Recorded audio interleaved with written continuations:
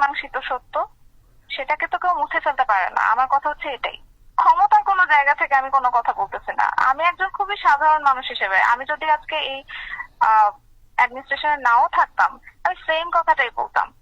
ঠিক আছে, I am not a hypocrite. মুক্তিযুদ্ধের বিরোধী শক্তির বিপক্ষে কথা বলা যে কোনো জায়গা থেকে বলাই যায়।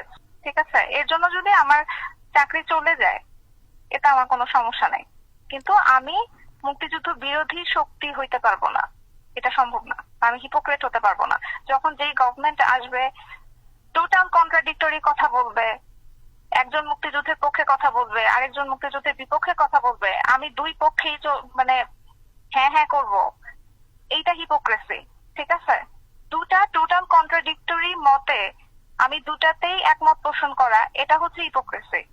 বল, আমি সবসময় একটা কথাই বলবো, আমি মুক্তিযুদ্ধের পক্ষের শক্তি এবং পক্ষের শক্তি হিসেবে যেভাবে কথা বলতে হয় আমি সেটাই বলবো। আমি যদি আমার সামনে দেখি কেউ মুক্তিযুদ্ধকে মুছে ফেলতে চায়, আমি তার বিপক্ষে কথা বলবো। এটা আমি সাধারণ নাগরিকই হই আর কোনো অ্যাডমিনিস্ট্রেশনের অফিসারই হই, যেখানেই থাকে, আমি যদি দেশের বাইরেও থাকি তখনও বলবো। আমি কিভাবে বুঝতে পারছি, মানে এটা এটা তো আসলে প্রশ্ন না। আপনি কনভারসেশন দেখলেই তো বুঝতে পারবেন। ঠিক আছে, কনভারসেশন দেখলে বুঝতে পারবেন কোন প্রশ্নের উত্তরে কোন অ্যান্সার। এরপরে যদি ভাঙায় বলা লাগে তাহলে তো আসলে কিছু করার নাই। সবকিছু ভেঙে ওয়ার্ড দিয়ে সব কি বলো এক্সপ্রেস করা যায় না। এটাই কি বলেন তো, অনলিমি করার কি একটাই কারণ থাকতে পারে? আপনি বলেন পারে কেন করেছে, দ্যাটস নট রেলিভেন্ট।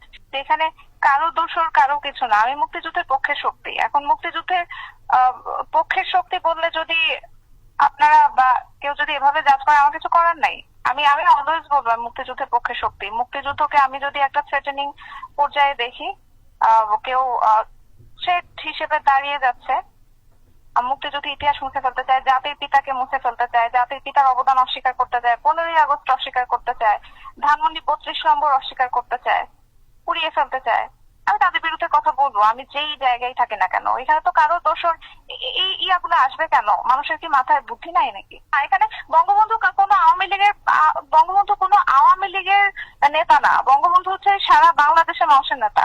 জয় বাংলা হচ্ছে সারা বাংলাদেশের মানুষের স্লোগান। ঠিক আছে, এটা মুক্তিযুদ্ধের সময় স্লোগান, এটা বাঙালির স্লোগান।